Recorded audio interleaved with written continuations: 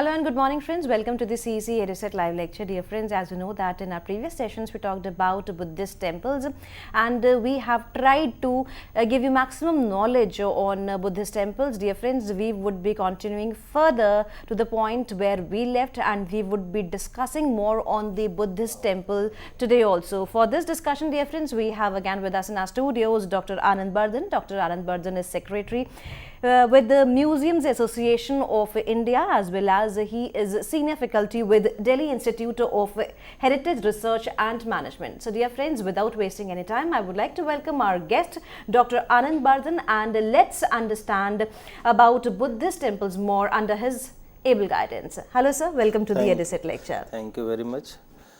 In the previous lecture, we discussed the Hinayana phase of Buddhist architecture, and we have already learned that rock cut activities were started first in the Magdhan heartland during the Maurya period. These caves, which are situated actually in the Barabar range of mountain in Magad division, they were dedicated to Ajivika cult. Later on, in 2nd century BC, the Buddhist rock cut caves were excavated in the region of Maharashtra, and the rock cut activities commenced first at a place known as Pithalkhora.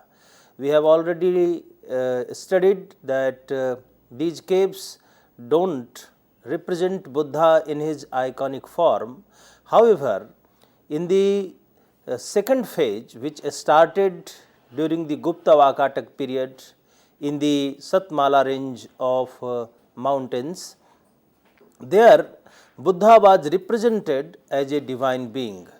Before going in details about the rock cut architecture of the Mahayana phase, I would like to explain that what are the characteristic features of the Mahayana religion and how it affected actually the entire arena of Buddhist art and architecture in 4th to 6th century AD India.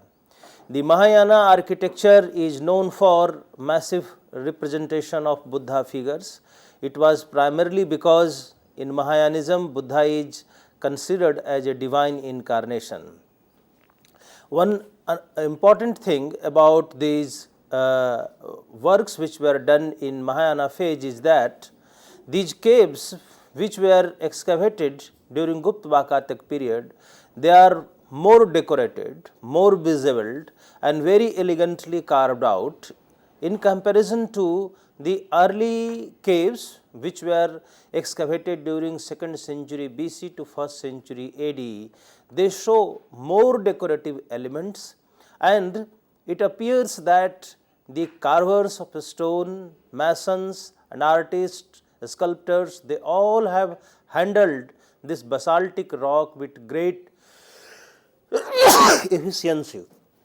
During Mahayana period, we find that apart from decorative elements, there is thematic representation of Buddhism in many ways, and it was because of the implication of the very idea of religion itself. In Mahayana religion, apart from Buddha, there are numerous bodhisattvas, and bodhisattva is a stage prior to complete Buddhahood.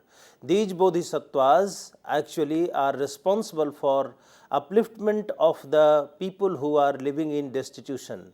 So, Buddhism which was popular during Gupta Vakatak period was guided by some new ideas, and this new idea was greatly been inspired by the several experiences that Buddhism had made in its long course of history. Sarvastivadin, there was a very important sect in the region of Andhra Pradesh. Similarly, Chaitya Pujaka was a sect which was also a very prominent sect in South India. These sects had changed the concept of early Buddhism, and in Mahayana Buddhism there was evolved a concept of various bodhisattvas who are benevolent deities and can be considered as counterpart of many of the Brahmanical deities. So, in Mahayana phase what we find that Buddha became part of an idolatrous cult that evolved during Kushana period, and so the images of Buddha were created, carved out and installed in great number. Second important thing that we find that a great number of Bodhisattva figures were made. We have figures of Bodhisattva Avalokiteshvara Padmapani, we have also figures of Vajrapani, Manjusri, Jambhal and many other deities like Hariti, and we also find a depiction of Amitabha. Amitabha is the god who resides in the Tushita Griha, that is the heaven as per Buddhist texts.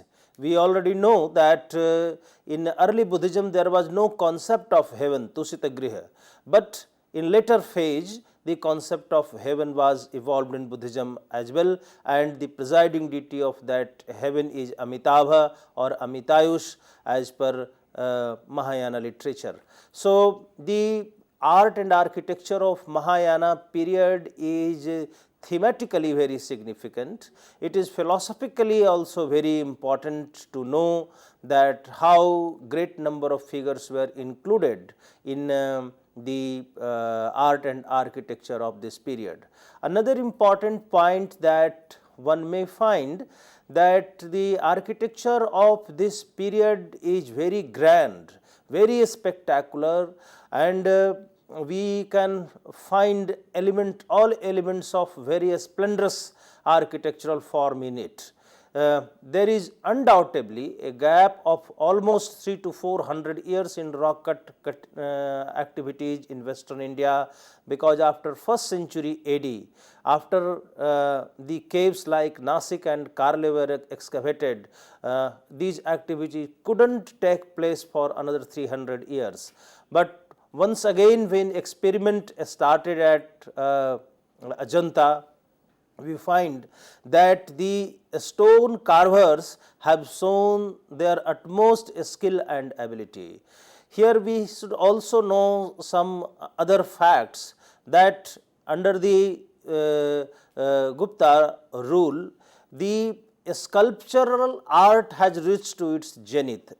Basically at Mathura, Sarnath, Patliputra, Nalanda, great experiments were made, and it was a period when many of the architectural and artistic traits which had evolved in different regions, they were being Indianized and they were being proliferated. Very especially many of the important elements of Gandhara art were adopted, they were Indianized also, and in Gupta period what we find that the best form of a sculptural art came into being.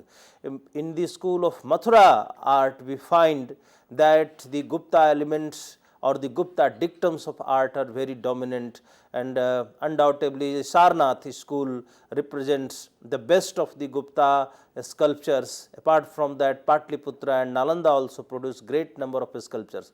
So, the type of slender bodies which were made in sculptures, the type of diaphanous drapery we find in Gupta sculptural art, and then most importantly the contemplated mood of the enlightened beings have been represented in Gupta art. These all vibrant elements of art were adopted even in Ajanta. So, Gupta dictums of art, the Gupta what we can call idioms of art are very much present in the Buddhist temples of Mahayana period.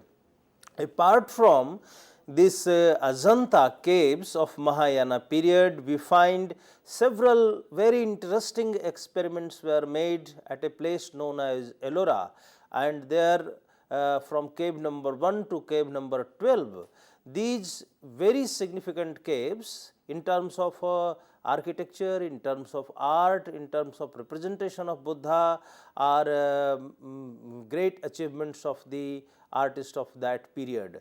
So, the art of Ellora is another important chapter of the history of Buddhist architecture in India, and Ellora art was patronized basically by the Chalukya kings. At Ellora we find there are simple caves which belong to 6th century AD, almost the earliest cave at Ellora were made when the cave architecture has already reached to its zenith at Ajanta. So, we can say that when Ajanta was in a state of phase of decline, rather due to Asmaka rebellion in the region, rock cut activities were almost stopped at Ajanta. It was Ellora where the rock cut architecture witnessed a humble beginning under the patronage of the Chalukya kings. But in many ways, the art of Ellora and architecture of Ellora supersede over what had been done at Ajanta. I would like to make it very explicit that Ajanta was basically a great laboratory for art, architecture and painting, where several hands of countless numbers of masons worked for centuries after centuries, and whatever they had experimented, that was taken as a model for the artists of the next generation. So, the legacy of Ajanta was carried out by the posterity, very specifically by the artists who worked at Ellora. And what we find at Ellora can be correlated, can be made a subject for comparative study with Ajanta. For example, we can take cave number 6 of Ajanta, that is the first endeavor made in the history of rock cut architecture of India to create a double story cave. And if somebody sees the caves of Ellora, where we have Dvital, Teental caves, which are a double story, triple storied cave basically. So, this massive caves, Dvital, Teental caves of Ellora, these were actually been inspired by whatever had been done at Ajanta. This is the reason that I have said Ajanta is a lithic library and a great laboratory of art and architecture and painting, because whatever was done at Ajanta, those things were copied in toto, and later course what we also find that some sort of advancement was made at Ellora. If you will see the Chaitya halls of Ellora, you will find the stupa made in the apsidal nave of the cave is decorated in a very beautiful manner. It is very exquisitely designed, and we have plethora of decorative elements in the stupa and in the cave, especially the Chaityas of Ellora. The Ajanta caves, whether it is cave number 16, 15 or cave number 26, you may find there is a very fine balance of all architectural elements, and the decorative elements are really very impressive. Most importantly, they very vibrant appeal that we find in Gupta art is present in the rock cut cave of Ajanta, while in the caves of Ellora we find the architecture have become profusely decorated. It is very ornate and the decorative elements are very dominant, and we find that apart from Buddha and Bodhisattva figure, multiple designs have been made on the facade, and even the interior is very well decorated. So, in the second phase, what we find under the influence of Mahayana art, a great number of elements were added to Buddhist art. The caves of Mahayana phase are not as simple as the caves of Mahayana period. They are well decorated caves, and there we find that some new elements were added. In the Mahaviharas also we find that some new elements had appeared. Very specifically, if somebody visualizes cave number 1 and 2 at Ajanta, he or she may find that chamber and antechamber were added even in the Mahaviharas. The Mahaviharas of Hinayana phase were simple caves with very small cellas which were made for monks and nuns. But in Mahayana phase, a sanctum sanctorum was created in the Mahavihara itself, and it was added with a vestibule and then an antechamber, and in the sanctum sanctorum a very massive image of Buddha was carved out. So what we find in these caves, that the decorative elements and iconographic schemata became very important. Rock cave number 1 and 2 of Ajanta, they are not significant only in terms of the filigree of sculptures they are having from top to bottom. These caves are also important because of magnificent painting, mural painting that adorn all the walls of these caves. Specifically in Mahayana painting, which adorn all the important chaityas and Mahaviharas of Ajanta, the technical aspect of the painting is very significant. During Mahayana period, the painting was mainly two-dimensional. It was very flat, and it showed some sort of a sculpturesque mark. It was inspired by the sculptural tradition of Amravati and Nagarjunikonda, and so the sculpturesque mark is very clear. In the second phase, what we find that artists have done the painting work with great dexterity, and in handling the brush they have shown their great abilities in making beautiful eyes, beautiful lips, and all the idioms of the Gupta period, like depicting or creating the contemplated mood of enlightened being like Buddha, that has been beautifully done by the artists. So what had been done by the sculptors in terms of very lively presentation of images, similar kind of endeavor was made by painters also, and they have created very lively images of Buddha, Bodhisattva, and the Jataka stories which have been depicted in cave number 1 and 2.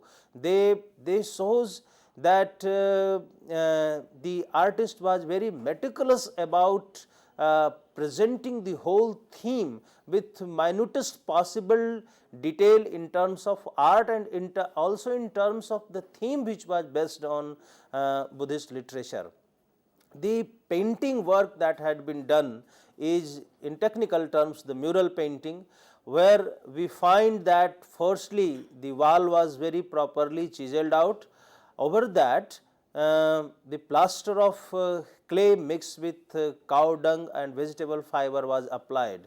Over that, a coating of very rough kind of lime was done, and then finally a very good quality of lime was applied.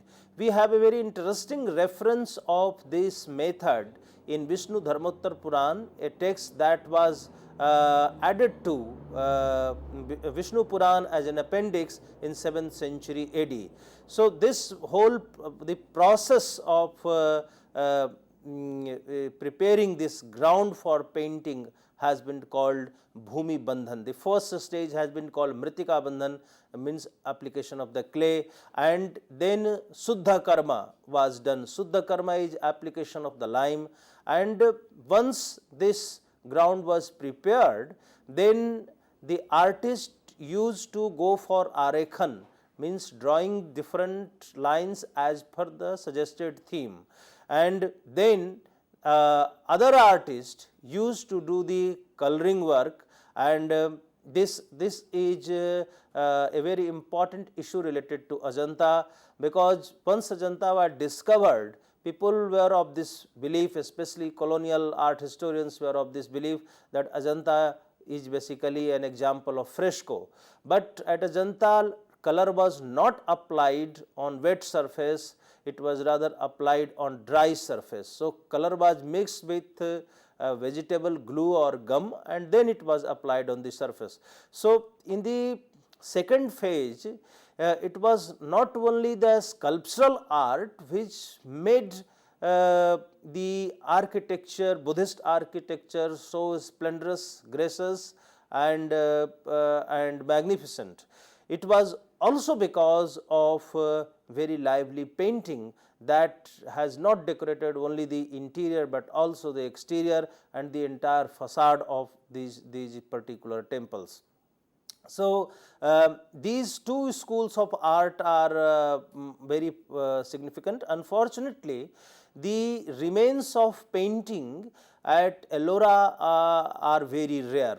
Only we have some remains of painting only in some of the Brahmanical structures. The Buddhist monuments were, or rock-cut caves, specifically chaityas, were well decorated, but we can only find some remains of the passage of colors spread here and there on the walls of the caves, and we do not have beautiful painted caves like cave number 1, 2, 15, 16 and 26 as we have at Ajanta. So, Ellora caves are superior in terms of the grand architecture that they have, in terms of sculptural decoration and specifically lively representation of Buddha and Bodhisattva. The cave architecture of Ajanta is better. I mean, sculptural art of Ajanta is more impressive than Ellora. And the third important thing that I want to tell, that in terms of paintings also, probably Ellora also was having very impressive painting like Ajanta, but unfortunately those paintings are have been badly damaged. So, the painting work that we find at Ajanta makes Ajanta caves more popular than the Ellora caves. There, apart from these two centers, we also find that Buddhist art flourished at several other places, specifically in northern India, and we have wonderful examples of Buddhist sculpture and Buddhist temples which belong to later Gupta period, post Gupta period, and then Pal and Sen period in the region of Bihar and Bengal, and undoubtedly it was Nalanda where great number of monuments were created. And there is one very significant example of a brick temple, that is temple number 3 at Ajanta. Majority of the Buddhist temples which were made in the region of Bihar and Bengal or in Middle Gangetic Plain, they were basically made of brick, and this is one of the reasons that these bricks have not survived, these structures have not survived against the ravages of time. And so, at Nalanda itself, where there are several temples, the one major temple which deserves appreciation in terms of artistic execution is temple number 3. It is an example of wonderful brickwork, and then we find it was plastered by stucco. Very specifically, all these temples have very good quality of stucco sculptures, especially in Bihar, whether it was Nalanda or site like Vikramshila, their brick sculptures were also carved out, stucco sculptures were also created, then stone sculptures were also made, and we know Nalanda was not only important in terms of Masonic art, it was also a well known center for bronze images. So, these kind of works were produced at place like Nalanda. We find that in the region of Odisha, where very great number of temples were made at places like Lalitgiri and Udayagiri, we have grand temples, and these monasteries and chaityas, which are examples of structural chaityas basically, were greatly inspired by the art tradition of Nalanda. And even in the logo of the monastical establishments of these places, we find there are words very similar of what we have found at Nalanda depicted on a terracotta plaque. It is written Sri Nalanda Mahavihar Arya Bhikshu Singhasya. In similar way we find Sri Lalitgiri Mahavihar Arya Bhikshu Singhasya. So, what was evolved at Nalanda in form of architecture, in form of art, was a great inspiration for Buddhist art and architecture of the region of Bengal, also of the region of Odisha. We have places like Paharpur, Sompurva, Jagaddala. These are all important Buddhist sites where you can find massive brick structures and very good number of monasteries and chaityas that were created. And at all these places we have very fine images of Buddha. So, in the third phase what we find that basically in different regions different kinds of experiments were made. At Ajanta and Ellora, rock cut architecture, these were two important centers of rock cut architecture. So, they are important in terms of the rock cut caves which were given out there. In the region of Nalanda, Vikramshila, Sompurva, Jagaddala and Sri Lalitgiri and Srigiri, these regions what we find that massive brick structures were made. We have also some very significant structural temples, Buddhist temples belonging to 7th to 12th century AD India, and the most important site is undoubtedly Bodh Gaya, where Mahabodhi temple was created. We find that there was some very simple structure made at Bodh Gaya during Maurya period, and it is also represented in one of the relief figures of Bharhut, where Mool Gandh Kuti Vihar of Bodh Gaya is depicted, and just besides this monument there has been shown one Ashokan column surmounted by an elephant. Very recently I have gone through a report, there is a broken figure of Gaja, elephant, that is worshipped in the main town of Gaya, and people know it as Gaya Gaj. Some of the archaeologists are of this opinion that this Gaya Gaj was initially installed on the Ashokan column that was erected at Bodh Gaya. So, there are some elements, some remains of Mauryan period, some relics of Sunga period at the same site, but a massive temple was made there in later Gupta period. Before discussing Mahabodhi temple, I would like to tell that during later Gupta period a lot of works were done in the region of Bihar, especially in the region of Magadha. The history somehow of this period has not been much highlighted. It is unfortunate. Also in terms of the temple architecture, that the works have not been properly studied and much of reports are not available. Even architecture historian Krishnadeva has not mentioned about some of the massive temples of this region, and one temple is situated at Upsad. Near Upsad we have very good number of Buddhist images also, but Upsad was basically famous for a Vishnu temple, and probably it has one of the largest temples of at that time which was made of brick, much larger than Mahabodhi temple. If somebody studies the Adhisthana, you may find its Adhisthana is more spacious, its breadth and length is much more than what Mahabodhi temple has.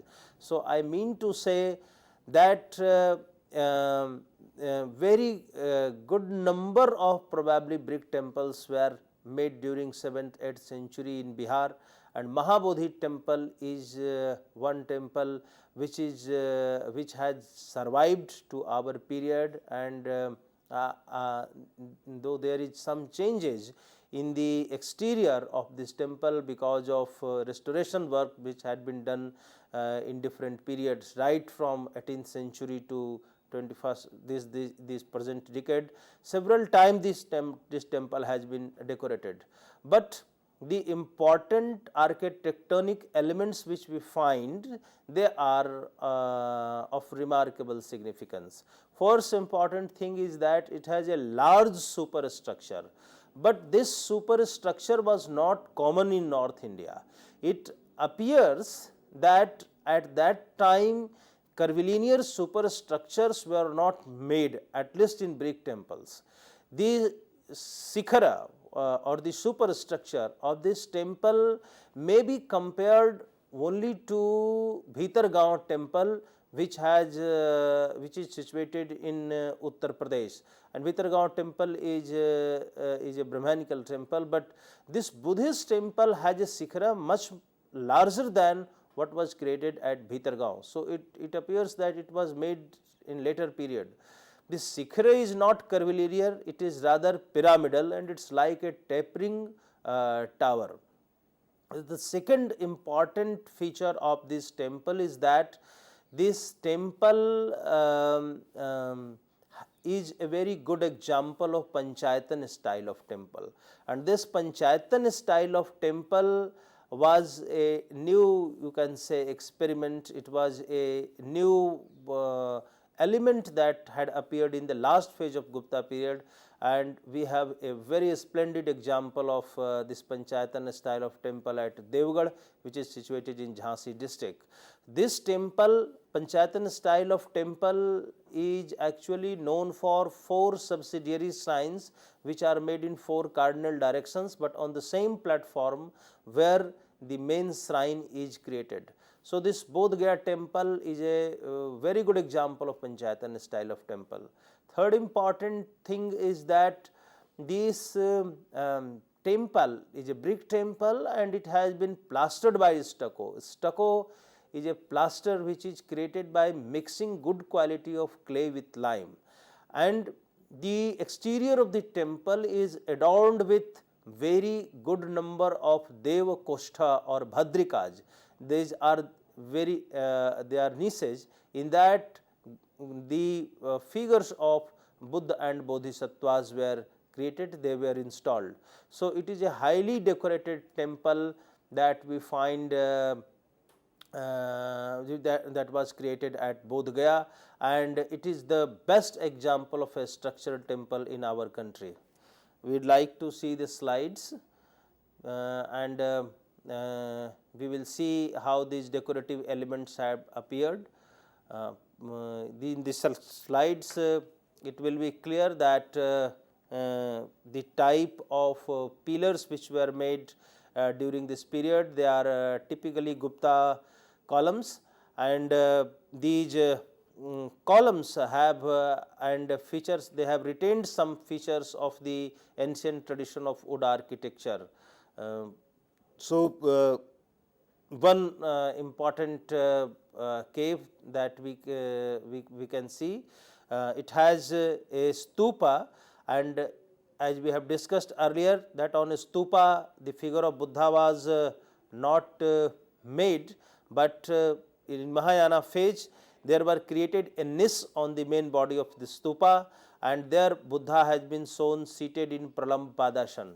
So this is a very specific feature of the Buddhist temple of this period.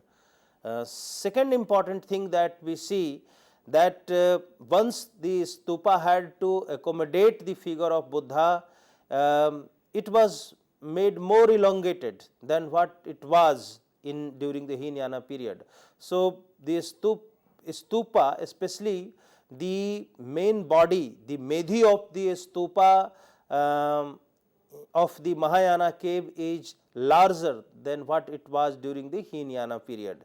So, these two important features make the stupa of the Hinayana cave very much different from whatever was created during the Hinayana period. One important element is the barrel vaulted roof or the ceiling of these caves. Earlier also these caves had stone ribs which were designed very properly in that. During this period itself these features were retained, and it has no functional use as such. These ribs or these columns had no functional purpose. They appeared as decorative elements only because the cave architecture was initially been inspired by a structural kind of chaityas which were made of wattle and wood. We can see that even in Mahaviharas, the first slide you can see that these caves, this cave has a beautiful stupa, and where Buddha has been shown seated in Pralamba Padasana and Dharma Chakra Pravartan Mudra. This Dharma Chakra Pravartan Mudra is a very popular mudra, very popular posture in Buddhism. And in many of the caves we can see where massive figures of Buddha has been made with Prabha Mandal, and Buddha is shown seated in Padmasana. He is seated on Simhasana. Buddha has also been called Sakya Simha, so he is shown sometimes seated on Singhasana, and this is his teaching and preaching attitude. Then we can see the figures of multiple Buddha in the cave, and Buddha is here in Abhay Mudra. I would like to explain that the concept of Abhay Mudra was very popular in the art of Gandhara, and later on in Sarnath also Abhay Mudra became very popular. Sarnath was the place where Buddha had delivered his first sermon. So, wherever Buddha has been shown presenting his first sermon to the Panchvariya Bhikshu, the first great disciples whom Buddha had delivered his first sermon or first lecture, they are also shown with Lord Buddha, who are attentively listening to him. In cave number 26, there is a later edition here. Buddha has been shown in Mahaparinirvan Mudra. The death of Buddha in Buddhist literature is called Mahaparinirvana, and Nirvana means attainment of knowledge. Parinirvana is death of any arhat, and the death of Buddha has been called Mahaparinirvan. So, we can see Buddha's contemplated mood has been shown here also. We can see the cave number 1 and 2 are very beautifully decorated, though there are this painting itself is not very clear, but this is a very colorful depiction of Bodhisattva. You can see the beveled crown of Bodhisattva, and the colorful painting.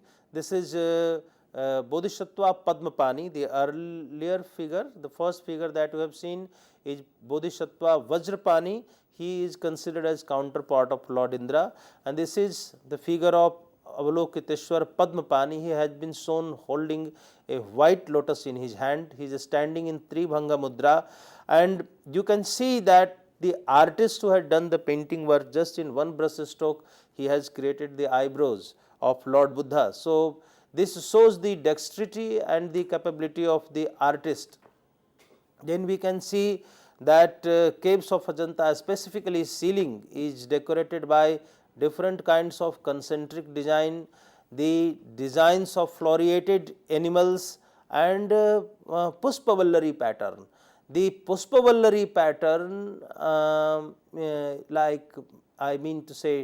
creating different kinds of tendrils was very common in Indian art and architecture. Here also Buddha has been shown in his teaching and preaching attitude, and then you have, I have already talked that a great number of deities were added to the Buddhist pantheon during this particular period, like Hariti and Jambhal. Jambhal is a counterpart of Hindu god Kubera, and here we can see the representation of Hariti in one of the caves.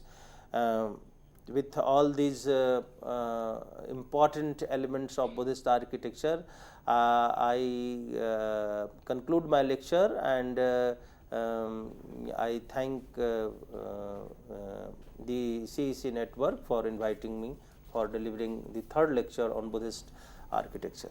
With this note, thank you, sir. Thank you so very much for giving us a very productive session on Buddhist temples, and I hope that all the students who might have watched us would be benefited from this particular lecture, as we have some few minutes left with us. So I think a bit of discussion would be beneficial for the students. Yeah. So if we talk about the Buddhist temples alone, what are the significant features which we would say in 2 to 3 points?